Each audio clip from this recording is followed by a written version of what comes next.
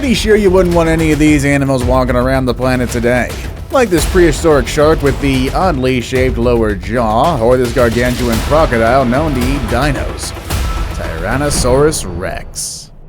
I mean, really, could there be any other prehistoric predator worthy enough to start off this list?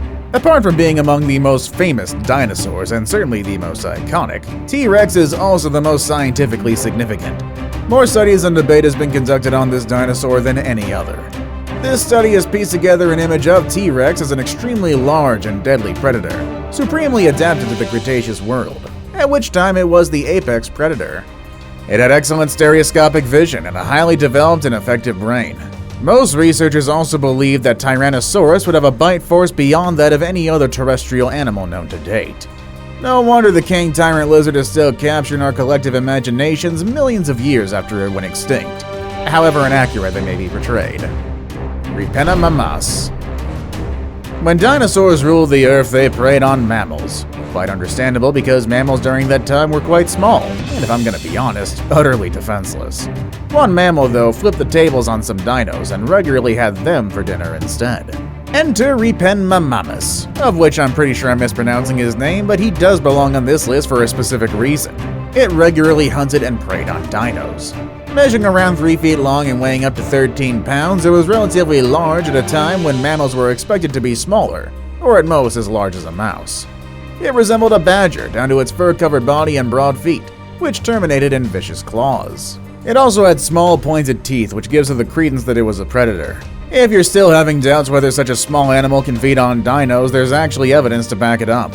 One Rippenmamamus fossil was actually found with the bones of a small plant-eating dinosaur in its stomach. At a time when mammals were generally scavengers, this one earned its reputation as a vicious hunter and predator. Even back then, badgers were freaking scary. The Velociraptor. Velociraptor roamed the Earth about 85.8 million to 70.6 million years ago, during the end of the Cretaceous period. However, it only came into common knowledge when it was featured prominently in the Jurassic Park movies, but scientists don't believe it resembled anything close to its Hollywood depiction in terms of size or appearance. While the Velociraptor was featherless in the movies, paleontologists discovered quill knobs, which are places where the flight-related feathers of birds are anchored to the bone, on a well-preserved Velociraptor forearm from Mongolia in 2007, indicating the dinosaurs did indeed have feathers. Velociraptor was undoubtedly a predator, armed with 30 razor-sharp teeth designed to rip and tear into flesh. They were also incredibly fast runners and are thought to have chased down their prey before moving in for the kill. Also much smaller than their movie counterparts. The Mega Piranha. Piranhas are already vicious creatures. They have the rep of being aggressive and voracious eaters. For what they lack in size, they more than make up for by gang warfare. They swarm any would-be prey in staggering numbers, taking tiny bites until the prey succumbs to its eventual fate, allowing these tiny predators to take down animals way bigger than them. Now, if a group of 2-pound piranhas can do this, imagine what a piranha 10 times that size could do. The Mega Piranha lived in South America between 10 and 6 million years ago, and weighed anywhere between 20 to 30 pounds. They grew so large out of necessity.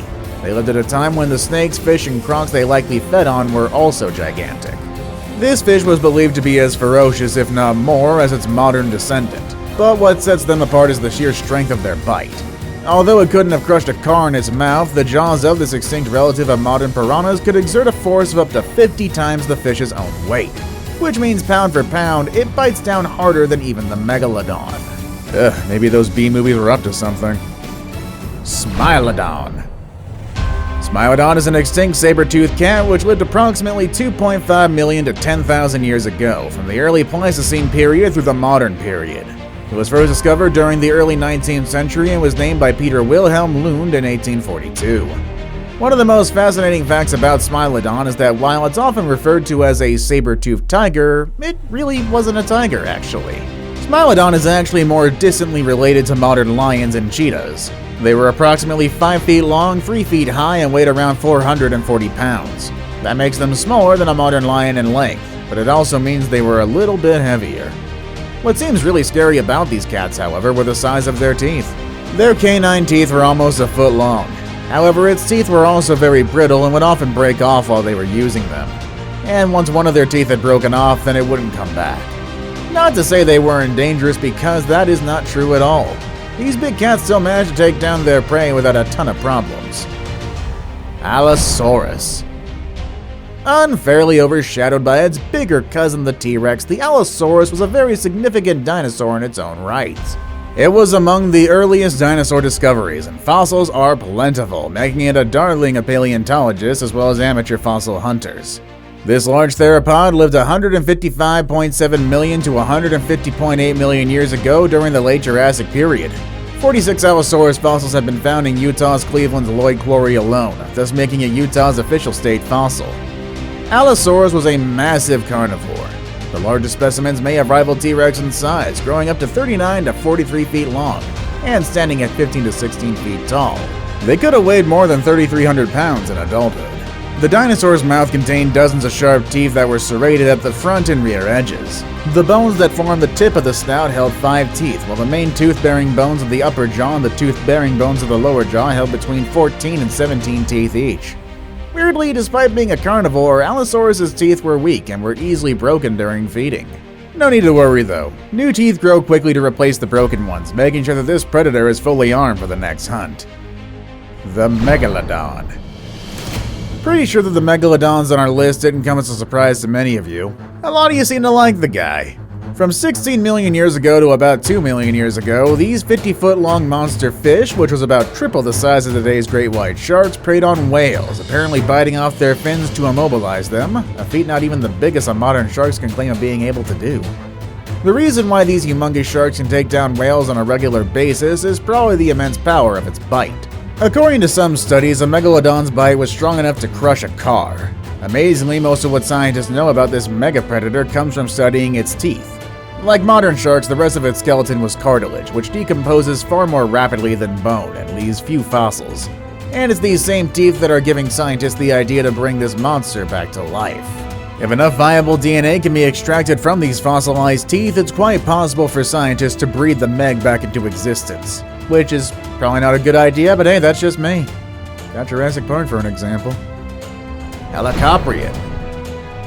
Helicoprion is an extinct shark which lived approximately 290 to 250 million years ago during the early Permian to early Triassic periods. It's also quite possibly the weirdest shark to have ever existed, mainly because of its oddly shaped jaw. Called the tooth whorl, Helicoprion's teeth were arranged in a spiral pattern. Exactly how this fierce predator used this buzz-like saw appendage is unclear. However, scientists believe that it was used to push out old teeth and to push prey further down its throat. How and where the tooth whorl attached has also been a source of puzzlement to paleoichthyologists ever since it was realized what it was. And while the obvious choice might be to place the tooth whorl within the mouth, it has on occasion been placed in different parts including the dorsal fin and even the tail. Today, the whorl is almost always placed within the lower jaw, though for a long time not everyone agreed with the exact location. One thing they do agree on though is the fact that this weird ocean predator definitely had a nasty bite. Spinosaurus. Spinosaurus was the biggest of all the carnivorous dinosaurs thus far, larger than even the mighty T-Rex. It lived during part of the Cretaceous period about 112 million to 97 million years ago, roaming the swamps of North Africa. Its name means spine lizard, an appropriate descriptor as the dinosaur had very long spines growing on its back to form what is referred to as a sail. The distinctive spines, which grew out of the animal's back vertebrae, were up to 7 feet long and were likely connected to one another by skin. Spinosaurus is thought to have survived primarily on fish, including giant coelacanths, sawfish, large lungfish, and sharks, which is kind of a weird diet for a terrestrial predator. That is, if it was truly terrestrial. Recent fossil evidence shows Spinosaurus was the first dinosaur to learn how to swim, and likely spent most of its life in the water.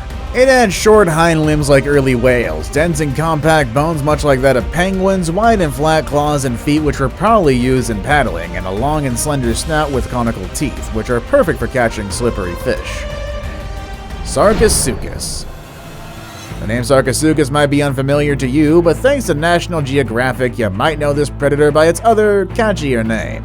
In 2001, this cable channel gave the title Super Croc on its hour-long documentary, a name that has since stuck in the popular imagination, and one that we still use to this day. Unlike modern crocs, which attain their full adult size in about 10 years, Sarcosuchus seems to have kept growing and growing at a steady rate throughout its lifetime. As a result, the largest and biggest super crocs reach lengths of up to 40 feet from head to tail, compared to about 25 feet max for the biggest croc alive today, the saltwater croc. Although it's unlikely that Sarcosuchus deliberately hunted dinosaurs for lunch, there's no reason it had to tolerate other predators that competed with it for its limited food resources. A full-grown super croc would have been more than capable of breaking the neck of a large theropod, such as, say, the contemporary fish-eating Spinosaurus. Now that would be an epic battle indeed. See you guys next time.